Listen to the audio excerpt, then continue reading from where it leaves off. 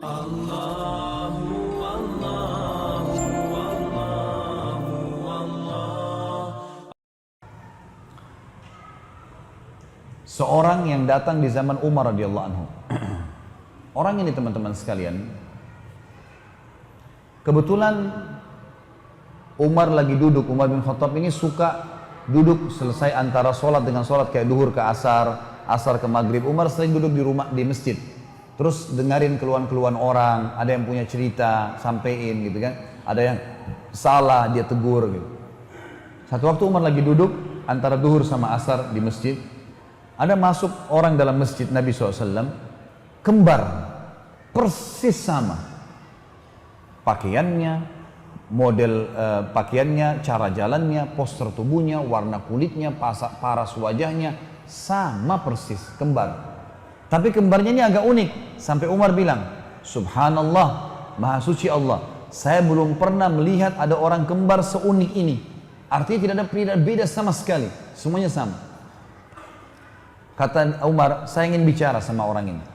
Maka ada satu orang sahabat Umar mengatakan, saya panggil Amirul Mukminin. Dipanggillah. Datanglah dua orang itu. Yang satu depan, yang satu belakang.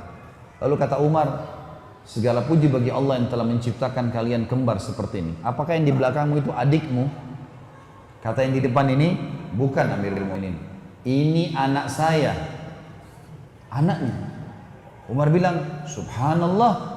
Lebih luar biasa lagi bagaimana Allah menciptakan anakmu persis seperti kamu. Tidak ada bedanya, kayak pinang dibelah dua kalau gitu. Sama persis.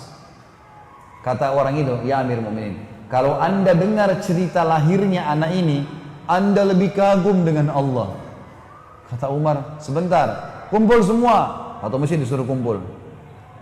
Dengarin nih kisahnya orang ini. Kumpul semua. Karena dia bilang, kalau anda dengar kisah lahirnya anak ini, anda lebih kagum dengan Allah. Perkataan dengan lebih kagum dengan Allah ini yang menarik bagi Umar. Kumpul semua, dengarin nih. Kita dengarin semuanya, dengar, duduk. Mulailah cerita orang ini. Dia bilang, ya Amir Mu'minin, umur anak saya ini 19 tahun. Yang lalu, 19 tahun yang lalu, saya pernah berjihad. Pergi jihad. Waktu saya pergi jihad ini, hari pertama saya mau jihad, istri saya lagi hamil, saya baru nikah. Istri saya hamil, ada panggilan jihad, saya mau pergi berjihad. Istri saya sedih, karena saya mau pergi jihad, kita masih baru nikah, baru berapa bulan, dia juga dalam kondisi hamil. Saya tahu kesedihannya, takut sendirian. Maka sebelum saya keluar dari rumah, saya pun memegang perutnya sambil berkata, saya menitipkan bayiku ini kepadamu ya Allah. Itu bahasanya, saya titipkan bayiku ini kepadamu ya Allah.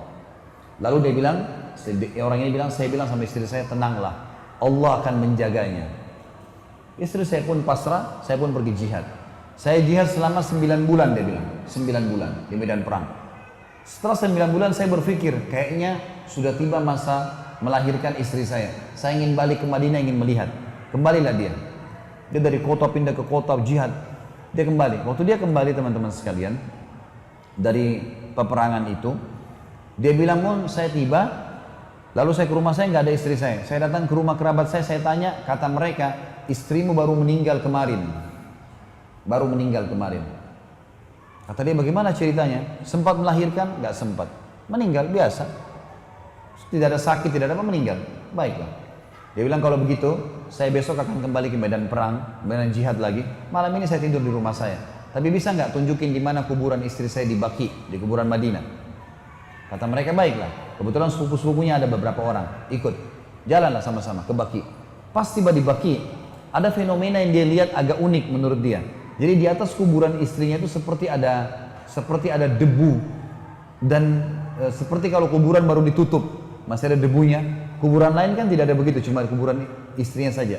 Lalu dia bilang, ada apa kok? Kuburan istri saya kapan kalian kubur? Kemarin atau baru sekarang? Kata mereka, dari kemarin.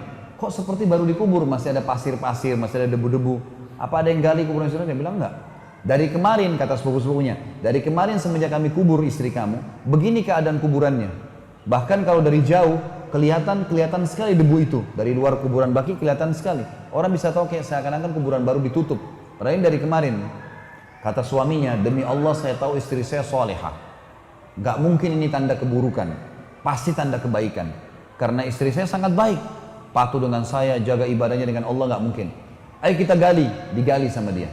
Dia bilang, ya Amir Mu'minin, waktu kami gali kuburan istri saya itu, kami menemukan jenazah istri saya masih utuh, gitu kan? Dan anak ini, ditunjuk anaknya, lagi ada di bawah rahim istri saya, lahir, menangis bayi ini. Saya pun menggendongnya dan saya dan seluruh sepupu saya ini mendengar suara, hai fulan, ambillah anakmu yang kau titipkan pada Allah. Dan kami demi Allah tidak tahu dari mana suara itu. Lalu saya pun mengambil anak saya. Sambil dia nangis dia mengatakan, demi Allah wahai Amir Mu'minin, kalau saya waktu itu mengatakan, ya Allah, aku titipkan istriku juga padamu, maka istriku pun aku yakin belum mati sampai sekarang.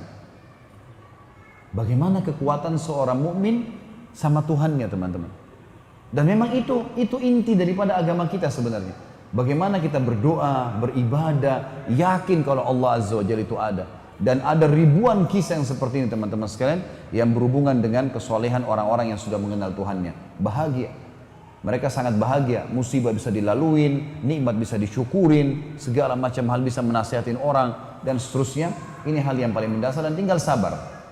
Orang beriman, teman-teman, kita semua ini tinggal sabar. Sekarang Anda tinggal jalankan aktivitas sehari-hari, azan, sholat, puasa kalau puasa, sedekah kalau pas sedekah, baca Al-Quran, jaga amal soleh, jaga diri dari maksiat, jangan riba, jangan dusta, jaga semua itu sampai mati saja.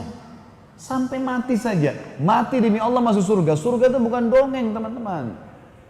Keyakinan seorang mukmin, rukun iman kita yang kelima, hari kiamat. Hari kiamat masuk dalamnya kematian, alam barzah, hisab, surga dan neraka. Itu dasar. Hadis Nabi SAW ribuan, ratusan yang menyebutkan masalah surga dan neraka ini. Ada semua. Ini fenomena bukan main-main. Daripada Anda menjadi orang yang bermaksiat, jelas dadanya sesak, tidak tahu harus kemana arahnya, dibenci oleh Allah dan hukumannya ada. Maka jadilah orang-orang yang baik, teman-teman sekalian. Sabar sedikit dalam ketaatan, maka kita akan mendapatkan yang terbaik insya Allah.